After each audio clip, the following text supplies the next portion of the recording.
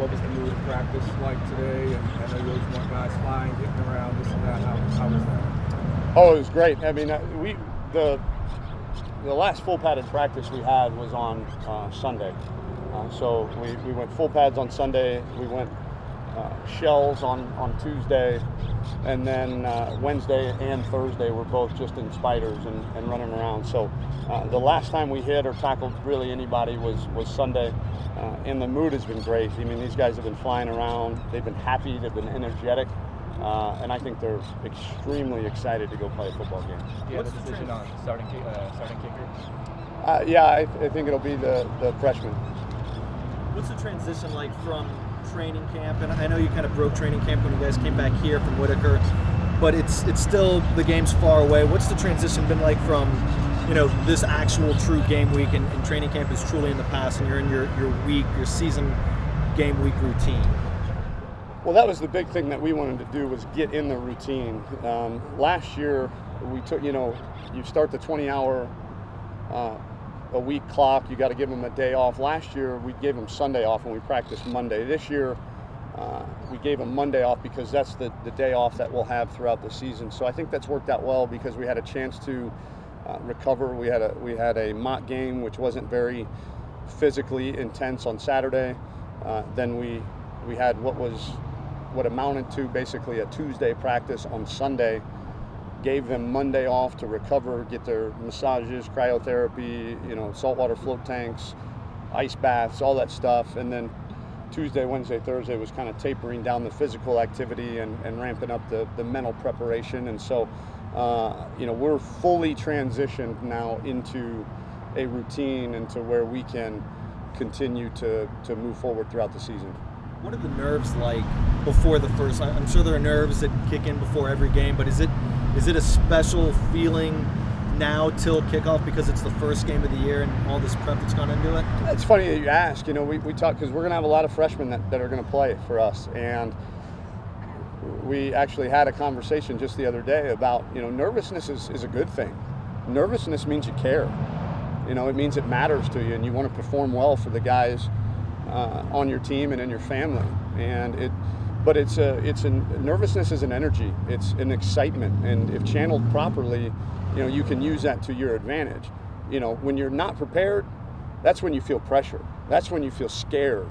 Nervousness you're going to feel because you want to perform well. So I don't think there's any added nervousness to this game. I think our guys are very well prepared. We'll continue to prepare mentally, as we, tonight and as we get on the plane tomorrow. We've got a walk through tomorrow. So the preparation won't stop until noon Eastern on Saturday, but the physical part is done. And as long as, we talk to the freshmen and we talk to the entire team, as long as you're prepared and you're confident in your preparation and the guy next to you, his preparation, then there's no pressure, there's no fear, and we can channel our nervousness. Tom, throughout your career, you've been involved in games as a GA and a head coach where things good and bad have happened at special teams in an opener. Is it a time constraint thing during camp and preseason that don't give coaches enough time to work on the kicking game? And why is an opener just a crazy time for special teams players?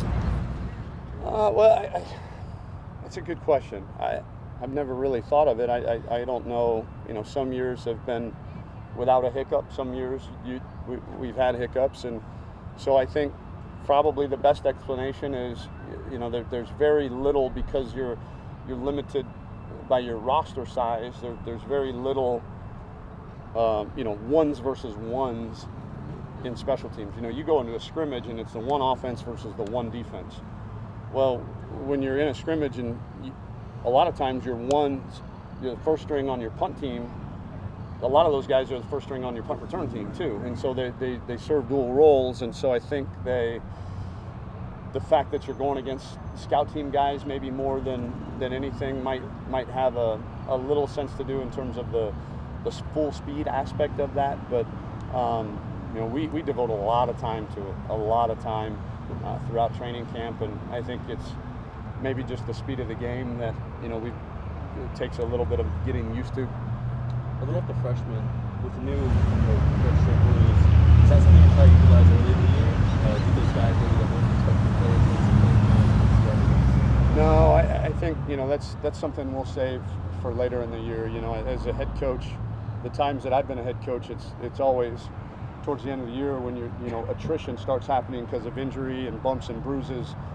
That you need guys that in previous years you weren't able to play them because you're not going to want to burn a redshirt year on 1 or 2 games. So especially the skill guys and the mid-skill guys, the linebackers, tight ends, running backs, we're not going to play certain guys unless an absolute emergency happens until later in the year when we've had time to talk about whether we truly need to play them or not. But we had a conversation with our freshmen. The plan is to play every freshman in at least 4 games. I mean, why not, right?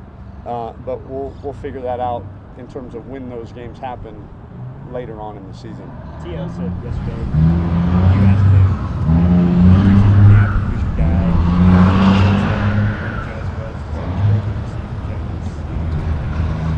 Oh, yeah, I mean, Brandon, as I said at post-spring practice,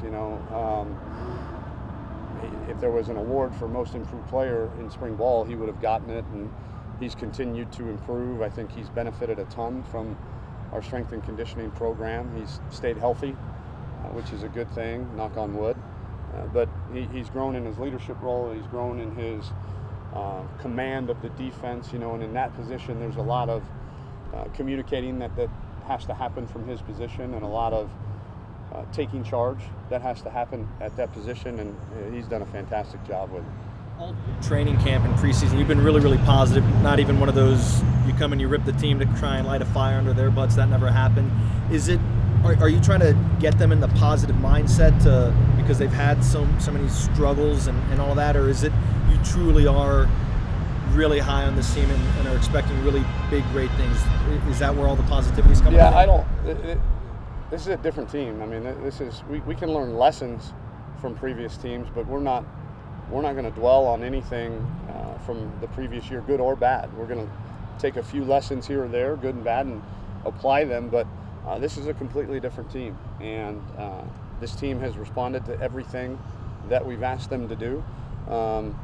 I wouldn't say I hadn't had to light a fire under them every now and again. That would be inaccurate. I don't know where you got that from, but we're in a good place. We're in a really good place right now, and especially I think offensively is the biggest one, where we've got to realize the kind of defense that we get to practice against every day, and how good that defense is, and how much relative success we've had against our defense compared to even in the spring or last year. And so it's a matter of, especially on that side of the ball, of making sure that they know, how good they really can be.